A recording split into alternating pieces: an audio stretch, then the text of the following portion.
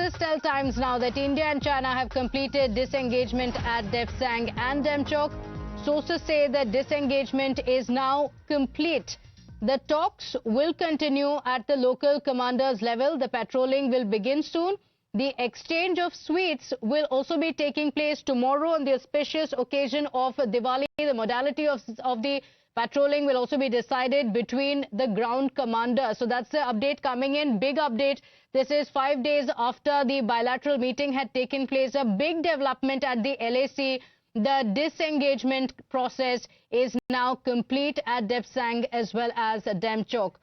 My colleague Rishabh is joining us on the broadcast with the details. Rishabh, this is a very, very big development because the process has been ongoing for several months now. Finally, it's now complete. This comes just 5 days after the bilateral meeting that had taken place.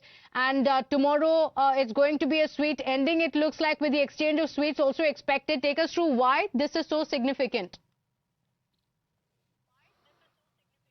Well, definitely, after 4.5 years of standoff between India and China in the whole of Eastern Ladakh sector, finally the news has come in that the disengagement process in Depsang and Demchok has been completed. Remember, on 21st of October, an agreement was signed by the Corps Commander of Ladakh Corps of India and his counterpart from China, where both the countries decided that the standoff would be called off and there will be disengagement, which will further lead to patrolling and also to de-escalation. Remember, in last 4 years, both the countries have mobilized number of troops. For India, at least 70,000 troops have been mobilized toward Eastern Ladakh sector. Now the disengagement has happened. What our sources suggest that this engagement is complete.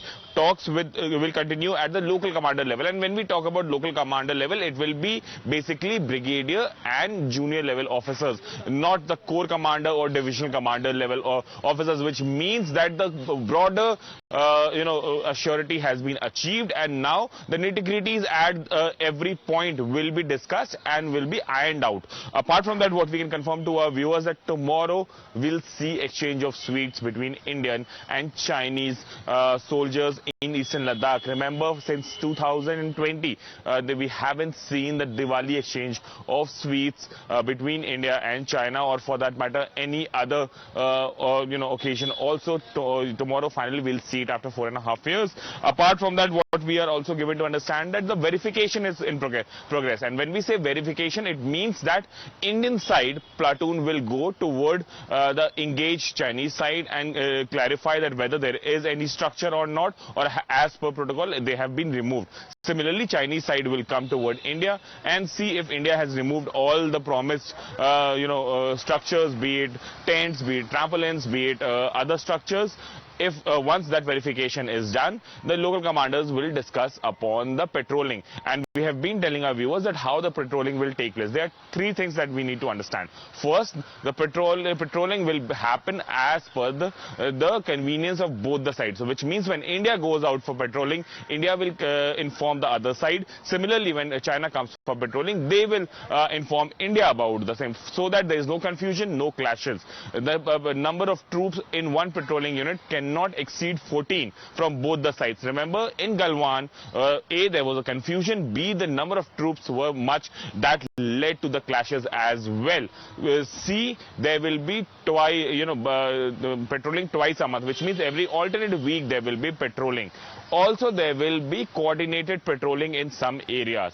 So now what we can tell our viewers, that if we talk from north to south, PP10, PP11, PP11A, PP12, PP13, and then comes Galwan, and so on, so goes on till PP30. PP means patrolling points. The PP30, which is in Demchok, will see the patrolling as soon as possible. As of now, the local commanders are eyeing out all the issues that are pertaining between the army at the local level. So the broader consensus between India and China has been achieved on patrolling. Local issues are being looked from PP10 to PP30, as we see on the Eastern Ladakh sector, from Depsang plains to the Demchok, through Bottleneck, or for that matter the Charding Nala. All these areas will be patrolled once this whole verification process and the further meeting tomorrow happens. So a very big news coming in from the line of actual control that India and China have achieved what was signed. We had to get shorter time by you to travel to New Delhi. So it will provide more convenience to everybody if we have the direct flights. Save time and save money, in fact. So Okay, thank you. Thank you, Ambassador Hazara. Okay, Ambassador Hazara, schedule, please. Business relations, because Last question, please. diplomatic relations and business relations go hand in hand. So the disengagement is being seen as a huge step in the diplomatic relations improving. So how does that impact the business relations, which is the whole purpose of sort of the discussions that we are having? As an ambassador to India, of course, I just am looking forward to have the smooth cooperation of our two sides in every field, not only in the politics, but also in the business, in the education, in science, every field. I just hope to see that. Yeah, thank you. That's all for today. Thank you. So the Chinese envoy to India speaking on the developments, all smiles now. Let's also go across to my colleague Pradeep Datta joining us. Rishabh continues to stay live with us. Pradeep, this is a big development. Just a few days ago, the situation was completely different, and now the disengagement is complete, with tomorrow's sweets also likely to be exchanged. This is a big moment. This comes after years of an acrimonious relationship, and especially the differences that remained at the border. Yes, you're absolutely right. It's a big news not only for India but also for China too, because for the last 4 years we have seen that there had been an acrimonious relationship between the two countries, and finally both the armies will be exchanging sweets and sharing pleasantries on the line of actual control. It's the same place where we saw that just 4 years back in Galwan, there was confrontation between the two forces. There were skirmishes because of which 20 of the Indian soldiers had lost their lives, and there was a retaliation from Indian side too, and 35 Chinese soldiers were also killed.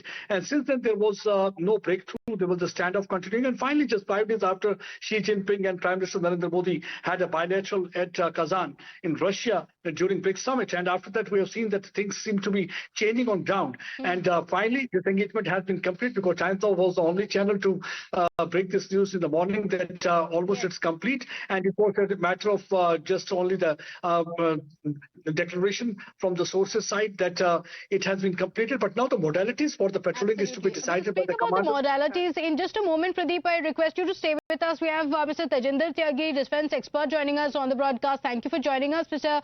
Tyagi. This is a significant development. The modalities of it to be discussed tomorrow. We are told sweets will also be exchanged. This comes after discussions had taken place for a long time. Tell us why this is significant.